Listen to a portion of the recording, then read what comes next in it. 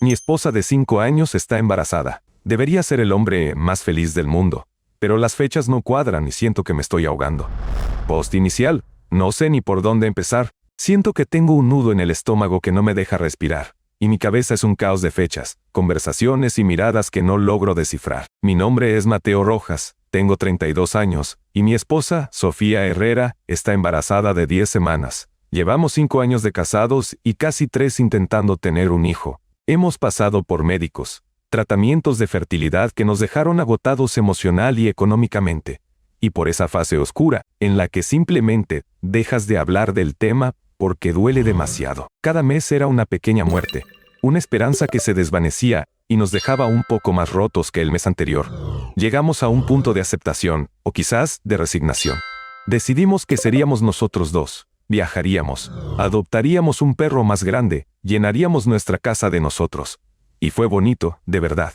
Empezamos a sanar y a redescubrirnos como pareja, sin la presión de la paternidad. Por eso, cuando hace 3 semanas Sofía me despertó una mañana de sábado con una prueba de embarazo positiva en la mano, temblando y con los ojos llenos de lágrimas, sentí que el universo finalmente nos estaba dando lo que tanto anhelábamos.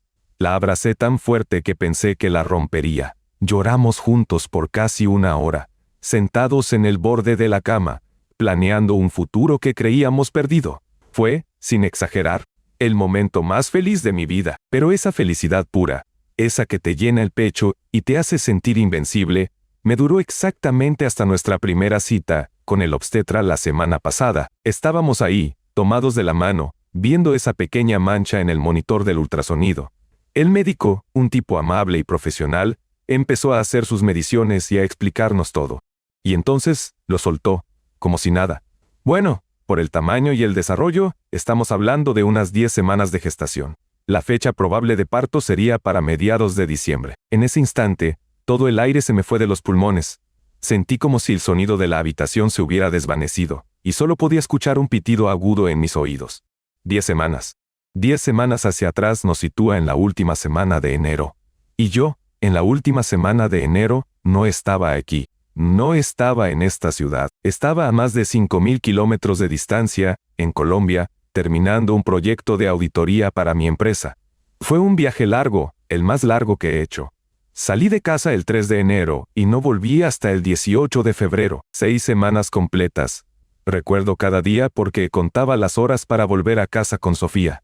Hablábamos todas las noches por videollamada, nos contábamos nuestro día, nos decíamos cuánto nos extrañábamos. 6 semanas, revisé mis boletos de avión, mis correos del trabajo, mis estados de cuenta. No hay error posible.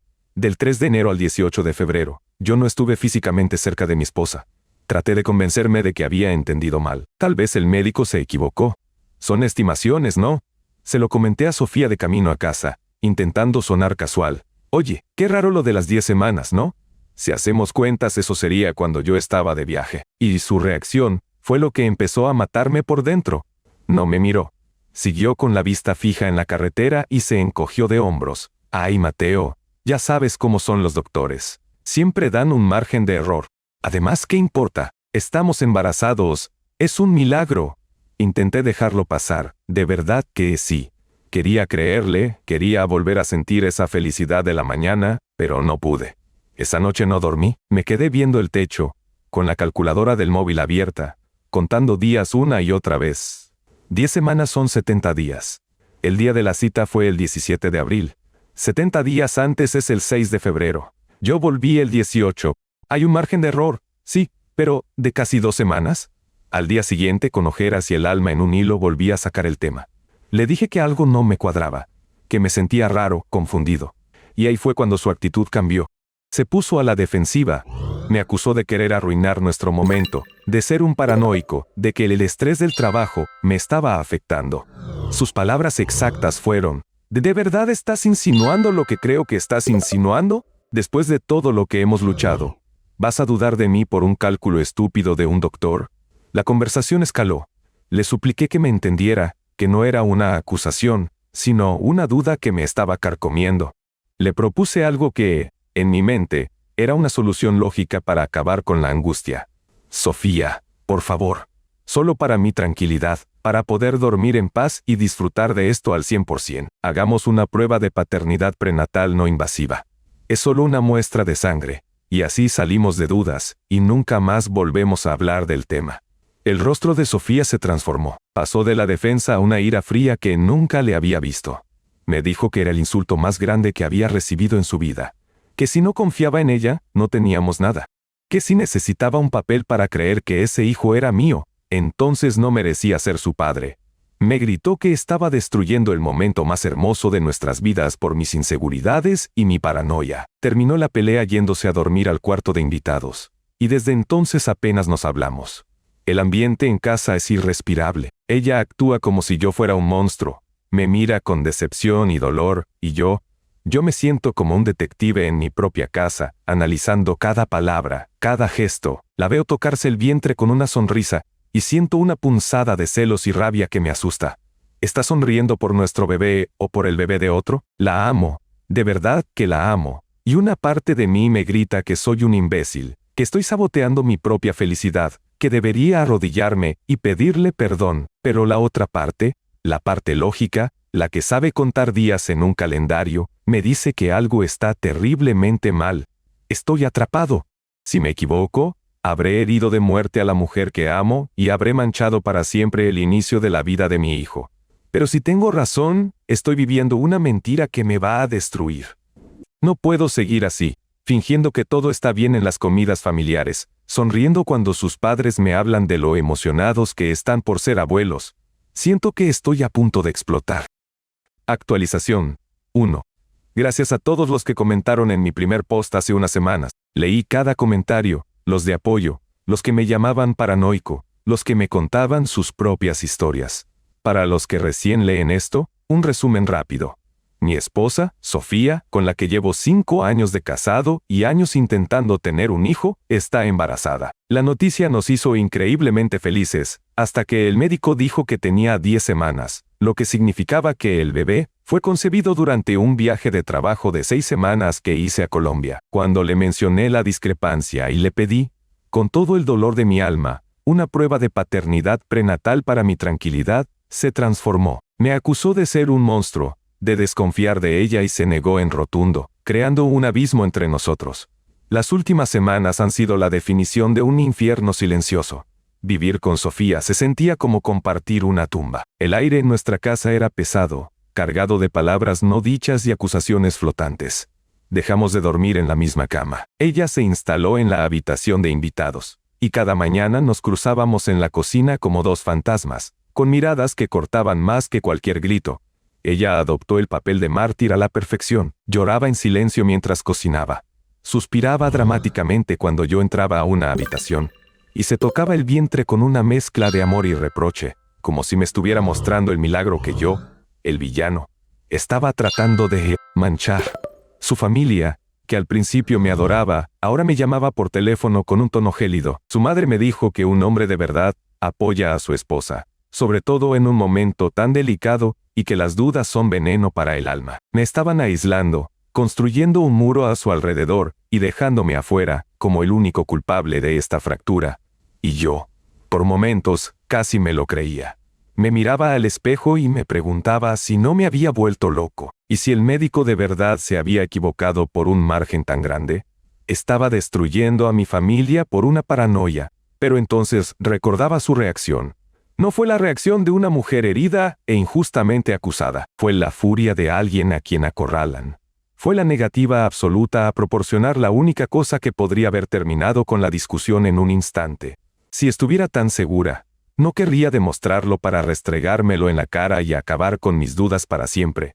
Esa negativa era un grito de culpabilidad que resonaba en mi cabeza día y noche. El trabajo se convirtió en mi único refugio, pero hasta ahí me perseguía la duda. Miraba el calendario, las fechas de mis vuelos, los reportes que envié desde Bogotá. Los números no mienten, las fechas no se equivocan, y mi duda, lejos de disminuir, se convirtió en una certeza helada que se instaló en mi pecho. El punto de quiebre llegó un martes por la noche. Sofía recibió un mensaje y vi, por el rabillo del ojo, cómo giró el teléfono rápidamente para que yo no pudiera ver la pantalla. Fue un movimiento sutil, casi un reflejo, pero para mí fue como una bengala en la oscuridad. Durante 5 años, nunca habíamos tenido secretos con nuestros teléfonos. Los dejábamos en la mesa, contestábamos llamadas del otro si era necesario. Esa privacidad repentina, ese gesto furtivo, fue la gota que derramó el vaso. Supe en ese momento que no podía seguir viviendo en ese limbo. La verdad, fuera cual fuera, sería menos dolorosa que la tortura lenta de la incertidumbre. Esperé a que se metiera a la ducha al día siguiente. Mi corazón latía tan fuerte que sentía el pulso en mis sienes. Me sentía como un criminal en mi propia casa, y una parte de mí me gritaba que parara, que estaba cruzando una línea sin retorno, pero la necesidad de saber era más fuerte que la culpa. Tomé su teléfono de la mesita de noche. Mis manos temblaban tanto que apenas pude desbloquearlo. Por suerte, o por desgracia, su contraseña seguía siendo la misma de siempre. Me fui directo a sus mensajes, con la respiración contenida. Y ahí estaba. Un chat con un nombre que reconocí vagamente. Andrés Vargas. Un compañero de su antigua universidad con el que se había reencontrado en una reunión de exalumnos unos meses antes, según me contó. Empecé a leer. Al principio eran mensajes casuales, poniéndose al día. Pero a medida que avanzaba hacia finales de enero y principios de febrero, el tono cambiaba. Mi sangre se heló. Vi un mensaje de él fechado el 7 de febrero, un día en que yo estaba hundido en informes de auditoría a miles de kilómetros. Decía: la noche del viernes fue increíble, Sophie. Hacía mucho que no me sentía así. Eres increíble. La respuesta de ella: fue una locura, Andrés. Pero me siento terriblemente culpable. No debió pasar. Sentí que el suelo desaparecía bajo mis pies. Seguí leyendo, con una náusea que me subía por la garganta. Encontré lo que buscaba, la prueba definitiva, un intercambio de mensajes de finales de febrero, justo unos días antes de que ella me diera la gran noticia. Él: ¿estás segura de que no hay riesgo? Ando un poco preocupado por eso. Y la respuesta de ella, la frase que se ha grabado a fuego en mi cerebro: tranquilo, ya me bajó. Fue solo un susto. Además, Mateo vuelve la próxima semana. Si algo pasara, nunca lo sabría. Le mintió a él, y luego me mintió a mí. Todo era una red de mentiras. El milagro que lloramos juntos en la cama no era más que el resultado de un engaño calculado. No esperé. Salí del cuarto y me senté en el sofá de la sala, con su teléfono en la mano. Cuando salió de la ducha, envuelta en una toalla, y me vio ahí, su sonrisa se desvaneció. Vio el teléfono en mi mano y su rostro se quedó sin color. No grité, no la insulté. Con una calma que me asustó a mí mismo, le pregunté: ¿quién es Andrés Vargas? Primero lo negó. Intentó la misma táctica. ¿Revisaste mi teléfono? No puedo creerlo, Mateo. ¿Qué te pasa? Pero esta vez yo no era el hombre confundido y suplicante de antes. La miré fijamente y le dije: le dijiste que te sentías culpable. Le dijiste que la noche del viernes fue una locura. Le dijiste que había sido solo un susto, y que si algo pasaba, yo nunca lo sabría. Contéstame, Sofía. Se derrumbó. Se dejó caer en el sillón de enfrente y empezó a sollozar. Y entre lágrimas, lo confesó todo.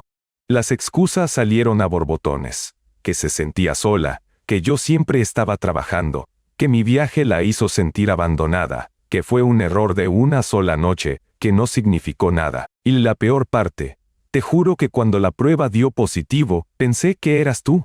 Las fechas estaban tan cerca. Yo quería que fueras tú. Te vi tan feliz. No pude decirte la verdad. No pude destruir su felicidad. No, pudo destruir la mía. Pudo destruir nuestra vida, nuestro matrimonio, todo lo que construimos. Ya no siento rabia. Es algo más profundo. Un vacío helado. La mujer que amo, o que creía amar, no existe. Es una extraña sentada frente a mí, llorando por las consecuencias de sus actos, no por el dolor que me causó. La miro, y ya no veo a mi compañera, a mi cómplice.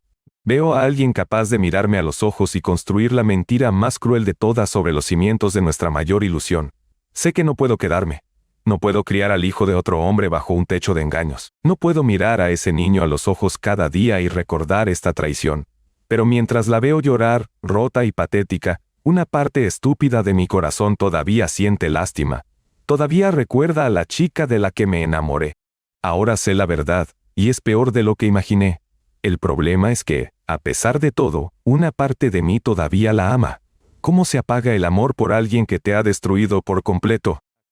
Actualización 2. Han pasado 6 meses desde mi última publicación, 6 meses que se han sentido como una década y un parpadeo al mismo tiempo. Para quienes leen esto por primera vez, la versión corta es que descubrí, a través de mensajes en su teléfono, que mi esposa Sofía Herrera me había sido infiel con un tipo llamado Andrés Vargas durante un viaje de trabajo que hice.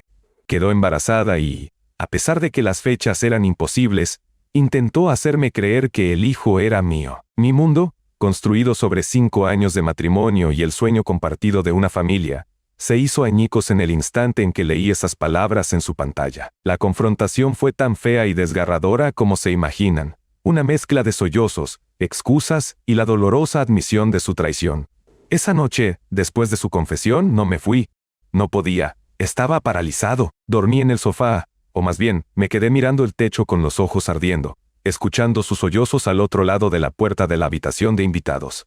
Cada lágrima era como ácido en mis oídos. ¿Lloraba por mí? ¿Por nosotros? ¿O lloraba por ella misma, por haber sido descubierta? A la mañana siguiente, empaqué una maleta con lo esencial, moviéndome como un autómata por la casa que habíamos construido juntos. Cada foto en la pared, cada recuerdo, era una puñalada. Ella me siguió por la casa, descalza y con el rostro hinchado, suplicando: «Mateo, por favor, no te vayas. Podemos arreglarlo. Fue un error, el peor error de mi vida. Te amo a ti». Sus palabras eran huecas. El amor no hace eso. El amor no construye un nido sobre una mentira tan monstruosa. Le dije, con una voz que no reconocía como mía, que necesitaba espacio, que necesitaba pensar. Me fui a casa de mi hermano, y ese pequeño apartamento de soltero se convirtió en mi búnker. Lo que vino después fue un asedio. Sofía no se rindió. Empezó con mensajes de texto, largos párrafos llenos de arrepentimiento y promesas. Luego, las llamadas, decenas de llamadas perdidas cada día. Cuando dejé de contestar, empezó a dejar mensajes de voz, su voz quebrada rogándome que volviera a casa, que nuestro bebé nos necesitaba. La palabra nuestro era un cuchillo que giraba en la herida cada vez que la escuchaba. Apareció en la oficina, obligándome a tener una conversación humillante en el estacionamiento, donde lloró y me pidió de rodillas que la perdonara. Apareció en el apartamento de mi hermano, hasta que él tuvo que decirle que por favor me dejara en paz. Involucró a su familia, que pasó de la decepción a la hostilidad. Su padre me llamó para decirme que estaba abandonando a su hija embarazada, que era un cobarde. Nadie parecía entender, o nadie quería entender, que el problema no era una duda, sino una certeza. El bebé no era mío, la traición era real, pero para el mundo, yo era el hombre que se acobardó ante la paternidad. La narrativa que ella construyó fue magistral en su crueldad. Yo era el inestable, el paranoico que no pudo manejar la presión y la abandonó en su momento más vulnerable. A pesar de que su confesión y los mensajes eran prueba suficiente para mi corazón, necesitaba algo irrefutable. Necesitaba un punto final, un documento frío y sin emociones que pusiera el último clavo en el ataúd de nuestro matrimonio. Necesitaba callar esa pequeña y estúpida voz en mi cabeza que, en las noches de insomnio, susurraba: «¿Y si te equivocas?». Así que hice lo que me prometí que no haría. Actué como un ladrón en mi propia vida. Con la excusa de recoger más ropa, volví a casa un día que sabía que ella estaría en una de sus citas prenatales. El aire estaba impregnado de su perfume, una fragancia que antes amaba y que ahora me provocaba náuseas. Con el corazón en la garganta, tomé el cepillo de pelo que dejó en el lavabo del baño y metí con cuidado varios de sus cabellos en una bolsa de plástico. Luego tomé un hisopo bucal, algo que había comprado en un kit de ADN en línea, y lo froté discretamente en el interior de mi mejilla. Envié las muestras a un laboratorio, pagando extra por la urgencia y el anonimato. La espera de 2 semanas fue una agonía. Viví en un estado de suspensión, sin sentir nada, sin poder avanzar ni retroceder. El correo electrónico llegó un jueves por la mañana. El asunto era simple: resultados de su prueba de parentesco. Lo abrí con manos temblorosas.